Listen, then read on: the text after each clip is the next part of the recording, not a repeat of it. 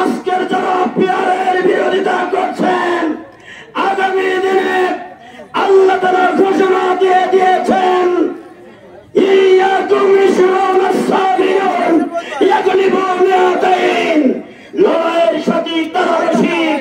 আল্লাহর ঘোষণা হলো, তোমরা যদি 20 জন ধৈর্যশীল ইমানদার দিতে পারো, আমি 100 জনের উপরে বিজয় দান করব।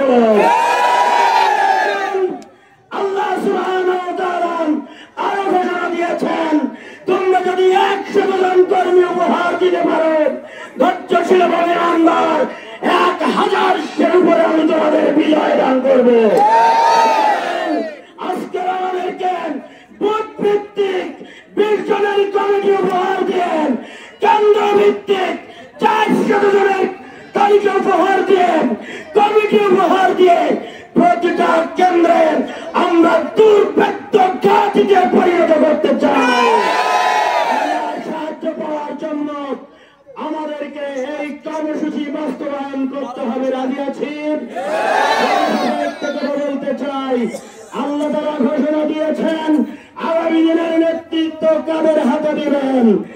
আল্লাহ সুবহানাহু ওয়া তাআলা বলেছেন, ওয়াদাল্লাহু আল্লাযীনা আমানু মিনকুম। আল্লাহ ওয়াদা করছেন, তোমাদের মধ্যে যারা ঈমানদার, যারা আমলে সালেহ করে, যারা নেক কাজ করে, লা ইস্তাখলিফান্নাহুম ফিল আরদ, আমি আল্লাহ তাআলা তাদেরকে এই জমিনের রাষ্ট্র ক্ষমতা দান করব।